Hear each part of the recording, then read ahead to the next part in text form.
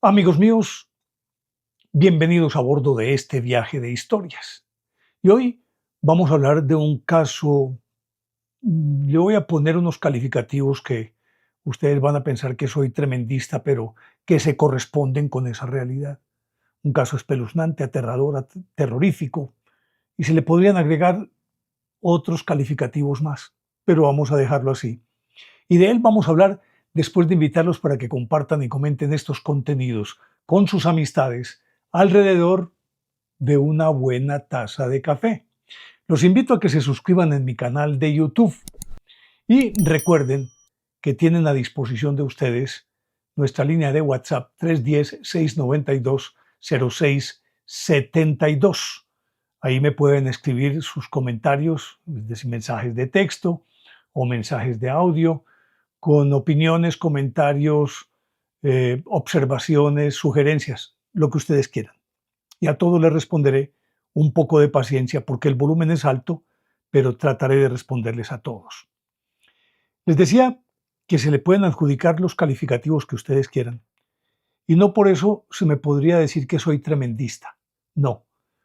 Lo que voy a contar corresponde a la realidad.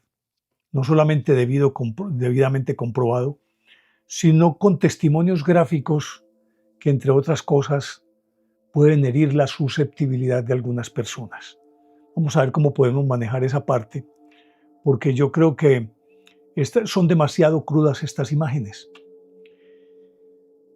Obviamente que esto está dentro de un contexto suficientemente investigado, del que ya hemos hablado aquí en nuestro canal de Ilógico y en nuestros viajes de historias, y que tienen que ver con las mutilaciones animales. Ustedes recuerdan que hicimos, no sé si 1 o 2 episodios sobre las mutilaciones animales. Mutilaciones que en los años 80 alcanzaron una cota máxima por la cantidad de semovientes, por la dispersión de los casos, es decir, porque ocurrió en muchísimas partes y en muchísimos países, y alrededor se generaron mitos como que había sido el chupacabras. A falta de encontrar una explicación real y lógica más creíble, fue el chupacabras. Y en última instancia, de acuerdo con los investigadores, esto necesariamente tuvo que haber sido por seres, digámoslo, no humanos, o por lo menos de una inteligencia superior con una tecnología muy, muy precisa. Por las disecciones hechas a los animales, por la forma como les cortaban la cara, de tal forma que les arrancaban la piel y dejaban simple y llanamente el hueso expuesto, por la forma como mutilaban orejas, extraían los ojos, la lengua, vísceras, genitales, la parte anal. Y todo esto se estudió profundamente y, de hecho, yo creo que la máxima autoridad mundial en el estudio de estos casos es una ufóloga de la que ustedes han oído hablar, que es Linda Moulton, que en los años 80 se dedicó específicamente a estudiar estos casos y adelantó hipótesis como esta, que tenían que ver con que de una u otra forma no era una tecnología humana, no eran seres humanos lo que hicieron, porque existía un patrón. El patrón es que prácticamente todas las víctimas eran desecadas, es decir, la sangre se les extraía, no había una gota de sangre ni en el cuerpo, ni alrededor del cuerpo, ni en el sitio en el cual había ocurrido esta mutilación. Aparte de eso, los bordes de las heridas parecían cauterizados. Orificios pequeños, orificios más grandes, simétricos, redondos, oblongos, bueno, en fin, de distintas formas estos orificios. Y por esos orificios, al parecer, también les eran extraídas partes de las vísceras. Pero todo esto se detenía ahí porque supuestamente ocurría solamente con animales. Y lógicamente donde había hatos de ganado, donde habían caballos, donde habían burros y algunos animales domésticos, inclusive gallinas, conejos, gatos, perros. Y hasta ahí, pues, se aceptaba que este fenómeno no tocara con los seres humanos. No obstante, con el paso del tiempo, y la misma Linda Moulton fue una de las que indicó que habían ocurrido casos de mutilaciones humanas, pero tal vez o no se dieron a conocer o simple y llanamente no se encontraron pruebas de que así fuera, pero los rumores estaban ahí. Y una persona tan bien informada, tan rigurosa y tan estudiosa de este fenómeno como Linda Moulton, lógicamente tenía que ser creíble. Y a falta de pruebas, quedaba el rumor, pero el rumor, por serlo, lógicamente que se puede desestimar muy fácilmente. Pero una vez que apareció este caso, ya la situación cambió ostensiblemente. Resulta que en el estado de São Paulo, en Brasil, hay una represa que se llama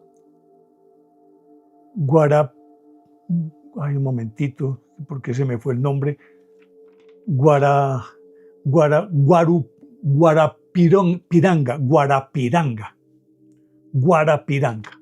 Pues Guarapiranga es una represa, como decíamos, en el estado de São Paulo. Y resulta que está moteada por pequeños islotes a los que los lugareños llegan después de cruzar en una canoa o nadando y se sientan a pescar. Pues resulta que el 29 de septiembre, en eso también hay como una especie de divergencia. Algunos dicen que fue en 1988.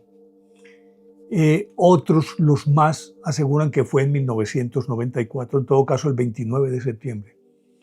Unos muchachos estaban retosando pues ahí en la represa o probablemente también pues pescando, cuando llegaron al islote y encontraron un cuadro horripilante, un cuerpo humano con unas marcas y unas disecciones que eran monstruosas desde todo punto de vista.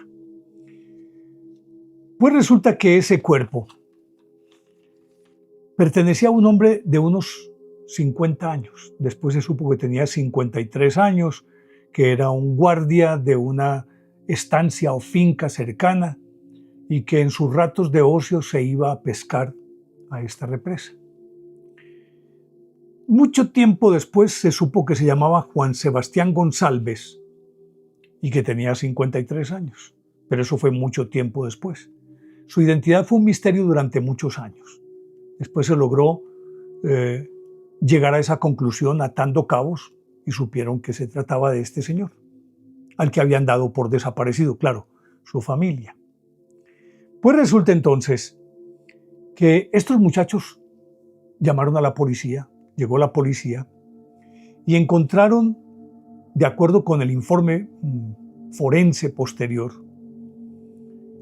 y aclarando que realmente este caso que ocurrió en 1994 lo tuvieron casi que silenciado por diversas razones, tal vez por las características mismas del hecho y por lo que podría significar como factor de miedo para los lugareños, y por lo tanto eso se quedó en silencio durante un buen tiempo. Apenas en 1998 realmente se vino a conocer todo el caso con los detalles pertinentes. Pero entonces, una vez hecha la autopsia,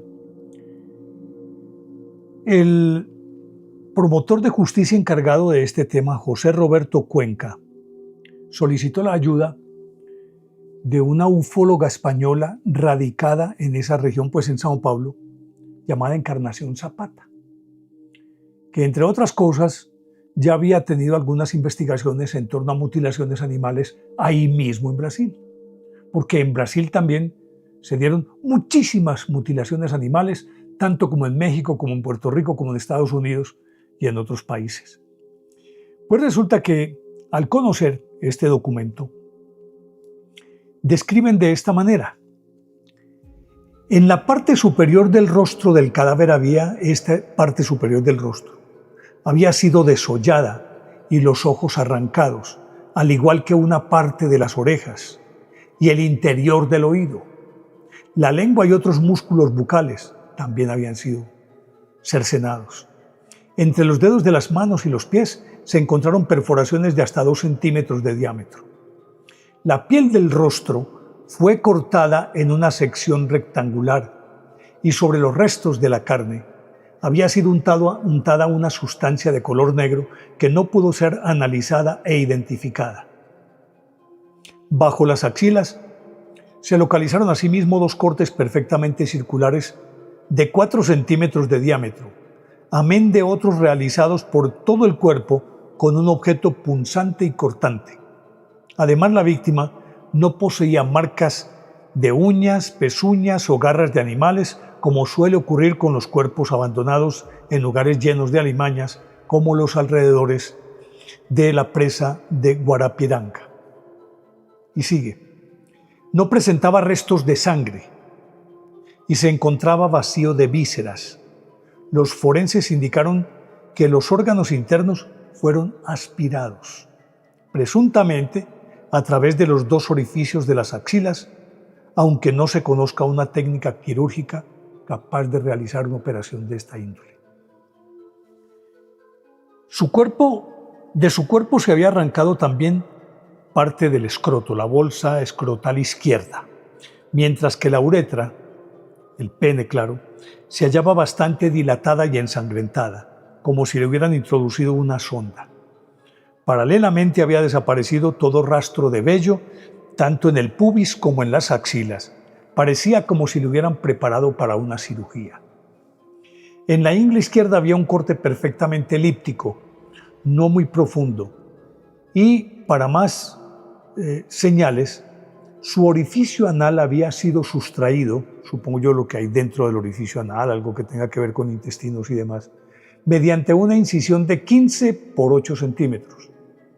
El cuerpo no presentaba indicios de haber sido atado antes o después de su muerte y tampoco se encontraron señales de estrangulamiento.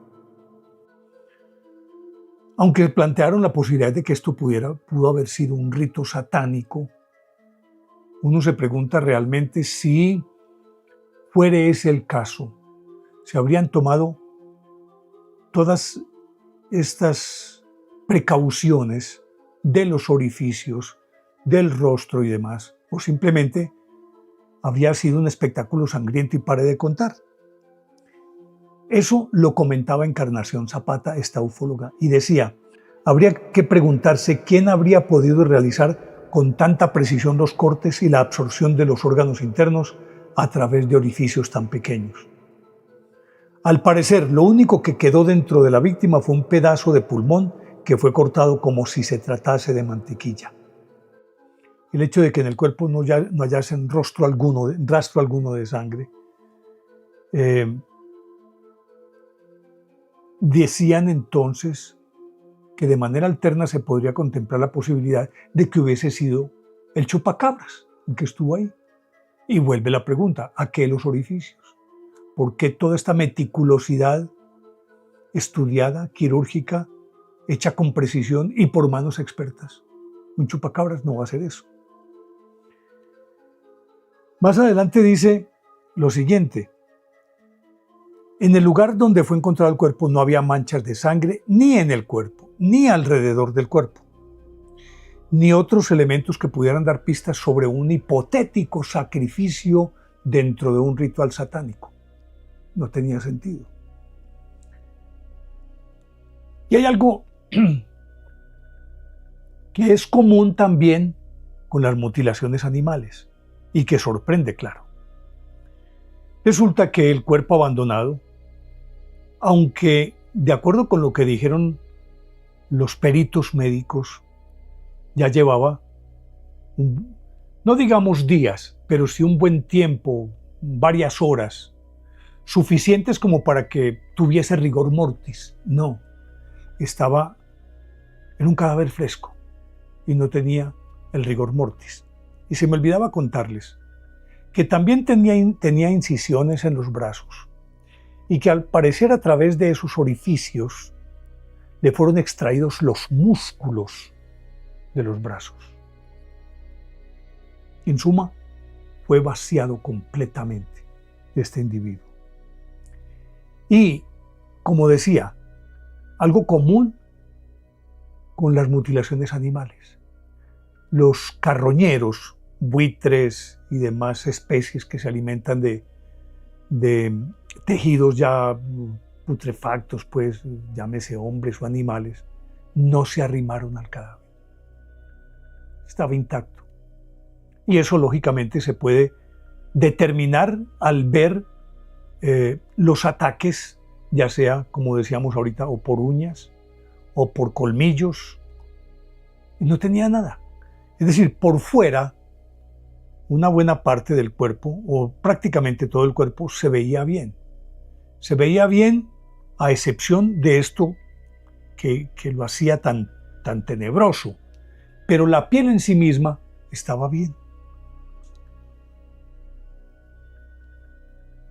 Y decían los especialistas que si hubiese habido una intervención de los depredadores, el cuerpo habría sido completamente destrozado.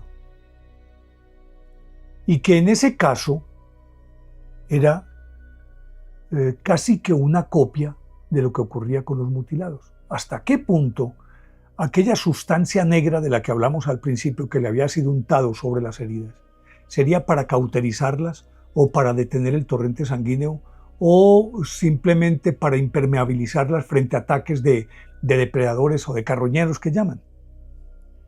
Pues bien, un perito forense, Jorge Pereira, decía que nunca había visto un caso semejante. Palabras de él: parece como si un motor de 200 caballos de fuerza le hubiera seccionado los órganos internos. Así, no más, no menos. Es un panorama realmente apabullante, en el sentido de que cualquier persona que se vea expuesto a estas imágenes, y si vive en la región, necesariamente tiene que ser presa de pánico. Y si esto se hubiera conocido en su momento, pues lógicamente que los habitantes de la región o la habrían abandonado o habrían convocado a muchos sacerdotes si hubiese prosperado el rumor de que era un ritual satánico. Pero resulta que además, en esos días, previamente y después, fueron vistos varios UFOs u objetos volantes no identificados, ovnis que llaman, o como lo llaman ahora FANI, ¿no? Fenómenos anómalos no identificados. Es decir, aquellos ingenios alrededor de los cuales se han tejido tantas leyendas, pero también tantas cosas reales, y que habitualmente sus apariciones se asocian a eventos en los que tienen que ver cortes de energía, abducciones, desapariciones y mutilaciones. Pues la región de Guarapiranga, me la aprendí bien, es en ese sentido como un sitio muy visitado, muy frecuentado por estos ingenios volantes. Y en esos días dicen que fueron vistos varios ovnis, tanto de día como de noche. Lo cierto del caso es que Juan Sebastián González, que les decía así se llamaba el señor en cuestión, se convirtió, digámoslo, en el primer mutilado reconocido cuyo caso puede adjudicarse a entidades no humanas, a extraterrestres que llaman. Pero, de acuerdo con la documentación y la información que pudo llegar a Encarnación Zapata, no era el primer caso que ocurría en la región. Al parecer ya habían ocurrido casos de mutilaciones humanas, lo cual es supremamente grave, y mucho más si eso se mantiene en secreto, porque la gente tiene derecho a saber a qué se está exponiendo. ¿Y cómo no le cuentan a la gente lo que estaba ocurriendo en la región? Y entonces, después de ver este caso, y quise describirlo, tomándolo textualmente de la información forense, tal como lo escucharon ustedes que lo leí, me remití al libro de mi entrañable amigo, y digo entrañable amigo porque me encanta leerlo, porque es un hombre maravilloso y su conocimiento nadie puede discutirlo, y su autoridad moral, ética y ufológica nadie la discute en este ámbito. Y hablo del padre Salvador Freixedo. Pues el padre Salvador Freixedo estuvo estudiando este caso también. Y en su libro, aquí se los muestro, Ovnis y dioses depredadores, él le dedica muy buena parte de este texto a estas mutilaciones, y en ellas interactúa con Linda Moulton y con una mujer que a la hora de la verdad parece que estuvo signada por los ovnis desde pequeña, Krista Tilton, que inclusive, de acuerdo con los documentos que tengo aquí, fue embarazada por extraterrestres. Un caso muy sonado, pero que al mismo tiempo lo silenciaron rápidamente. Y entonces aquí describen, incluye ahí a Paul Benewitz, no sé si ustedes lo recuerden, que yo lo mencioné en alguno de los programas que tienen que ver también con esto, que era un estudioso y cercano a estas organizaciones de investigación, a Majestic, Blue Book y todos ellos, en los que él afirmaba que tenían muchos casos de archivos de estos mutilados. Y se remitieron también el padre Freixedo y Linda Moulton a unos testimonios obtenidos bajo hipnosis de personas que se vieron enfrentadas a este fenómeno, particularmente el caso de una mujer con su hijo, de apellido, si no estoy mal, Dorothy.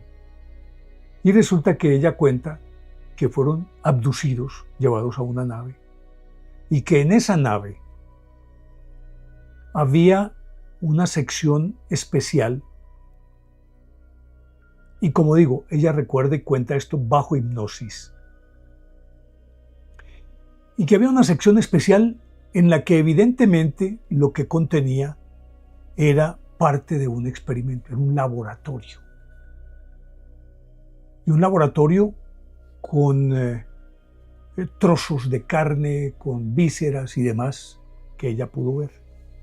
Y de acuerdo con su testimonio, dice que vio, lo estoy tomando del libro, vio un gran tanque en el que flotaban en movimiento órganos y partes de reses.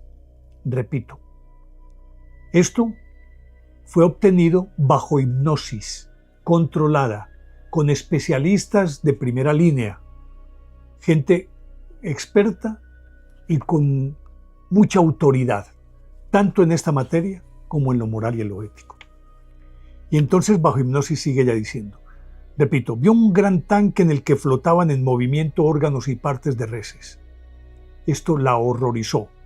Esto que estoy diciendo no es textual de ella, sino que se toma de ese testimonio de ella y lo pone por escrito Salvador Freixedo. Esto la horrorizó, pero su espanto creció cuando, flotando entre todas aquellas grandes piezas de carne, vio un brazo humano. Y no había salido de su asombro cuando vio además la parte superior de un cráneo que ella identificó enseguida no como humano, sino de ellos. Solo pudo ver el interior de un tanque, porque los que la sacaron a rastras de allí no le permitieron ver más. Pero pudo distinguir que había muchos más tanques. Estaban en el laboratorio donde se procesaban todas aquellas vísceras y trozos de carne. Y el testimonio es muy vívido de acuerdo con lo que dice Freixedo, porque ella tenía pánico porque al meterla, al abducirla y llevarla a esa nave, la separaron de su hijo. Y ella no temía tanto por su seguridad, sino que temía, y mucho más después de ver este tanque, que a su hijo le hicieran algo parecido, lo destazaran, para hablar en términos de quienes procesan las carnes en los mataderos, que lo destazaran. Y que eso le causó una profunda impresión y un miedo visceral de lo que le pudiera ocurrir a su hijo. Y luego de describir esto, esta señora dice que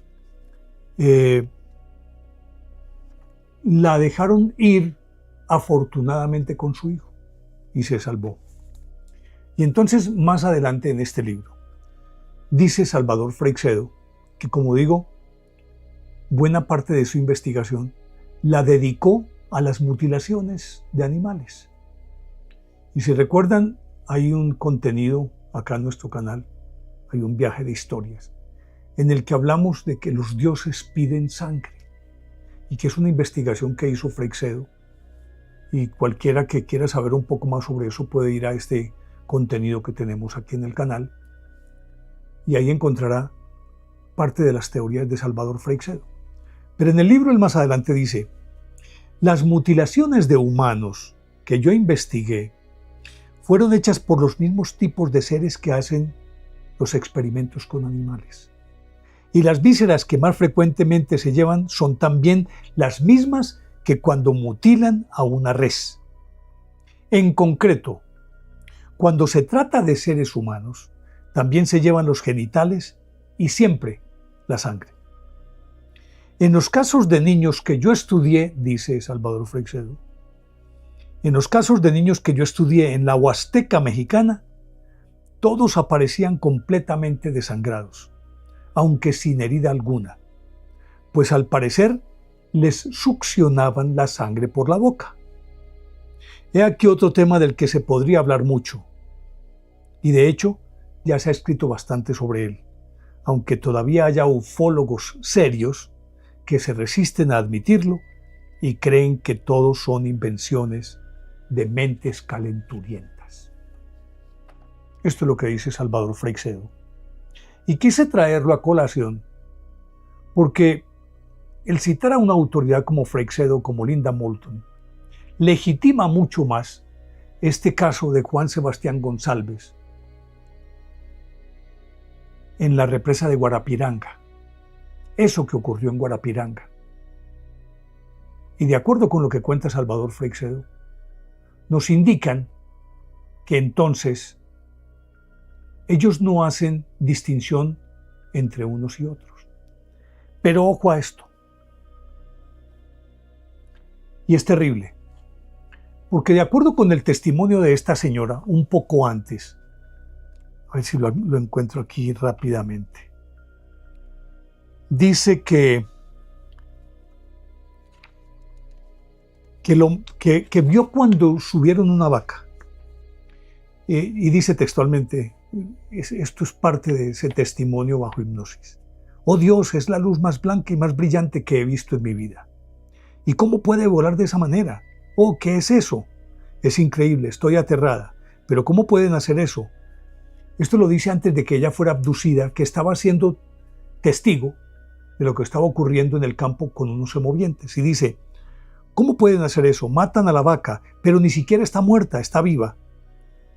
Y le pregunta, pues, al parecer a su hijo, ¿estás viendo a la vaca? Pero si no está muerta, ellos la están partiendo ya en pedazos. ¡Qué horror! Nos llevan con la vaca, a mi hijo también, pero a mí me llevan a una nave y a él a otra. ¿Otra nave? Sí, hay dos. Tengo miedo, mi corazón late tan fuertemente, esto es real, esto me está pasando a mí. No sé a dónde llevan la vaca. Oh, angustia en su cara. Todo esto forma parte de la declaración de ella. Estaba viva y ellos seguían haciéndolo. Creo que era con una especie de navajas, pero estaba todavía viva, se estremece. ¡Qué bárbaros! Parece que no les importa nada. La vaca está ya muerta.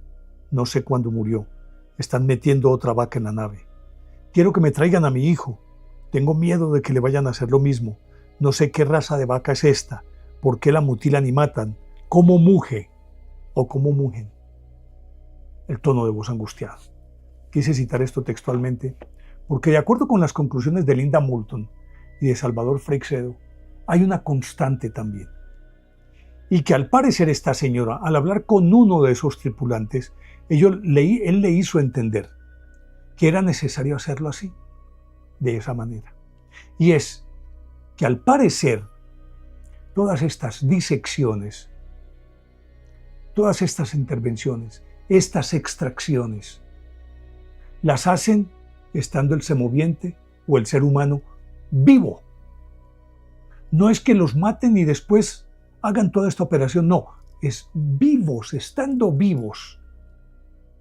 Y de acuerdo con lo que le decía supuestamente ese señor o ese ser no humano a esta señora, es que era necesario hacerlo de esa forma. Y de acuerdo con lo que dice Freixedo en sus investigaciones, ellos lo que necesitan son el tejido vivo. No les interesa cuando ya está muerto.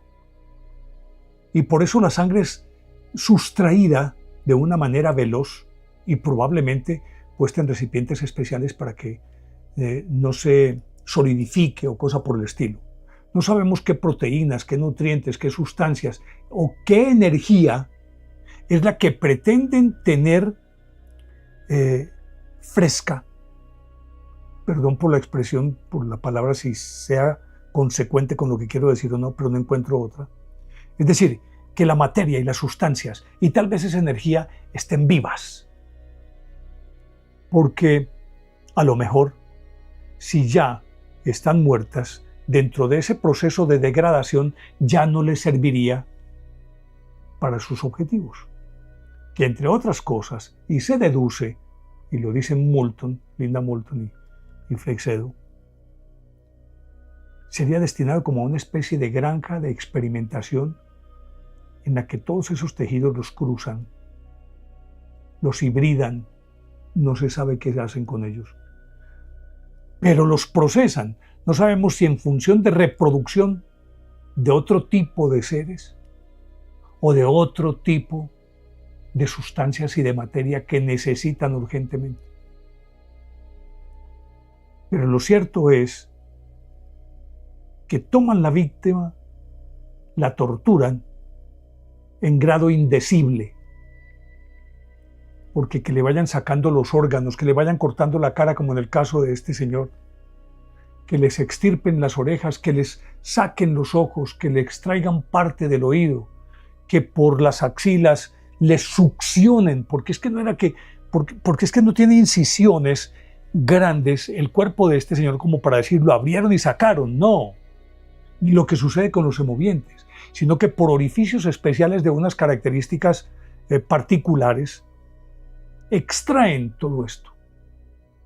Y la pregunta es, como decía este señor Pereira, que parecía un motor de 200 caballos de fuerza que hubiera succionado todo lo que había dentro, ¿cómo hacen para extraerlo de orificios de 4 centímetros en las axilas? Y por ahí extraen absolutamente todo, como parte de la masa encefálica también por el oído. ¿Cómo hacen para extraerlo? Y más terrible aún, estando vivos, tanto los humanos como los semovientes. Como decía al principio, es aterrador. Pero y queda la pregunta, ¿quiénes son y para qué? ¿Cuál es el objetivo? Uno puede aventurar hipótesis, especular como acabo de hacerlo, remitiéndome a los estudios de ellos. No lo digo yo, porque de esto no sé. El que es probable que tengan un campo de experimentación genética. ¿Para hacer qué? Para reproducir nuevos ejemplares modificados o mutantes, como se quiera decir, que de esa inquietud. Porque sí hay que darlo por descontado. No creo que haya especialistas en la Tierra que puedan actuar con tal precisión quirúrgica como para hacer toda esta operación. Con algo agregado, es que para poder hacer esto, tienen que contar con la premura del tiempo. No es una disección, no es algo que se haga durante un tiempo largo, horas, no. Es cuestión de minutos, casi que de segundos, es en cuestión de instantes. No obstante, el dolor de las víctimas tiene que ser terrible. ¿Quiénes son? ¿Por qué y para qué hacen esto? Es la gran inquietud y es también el interrogante que les dejo siempre planteados. ¿Qué piensan ustedes? ¿Les parece lógica o ilógica esta historia? Son ustedes quienes deciden y espero sus comentarios. Si les ha gustado este contenido, denle me gusta, activen la campanita para recibir notificaciones. Y los espero en el próximo viaje de historias que con seguridad va a ser fascinante. Chao.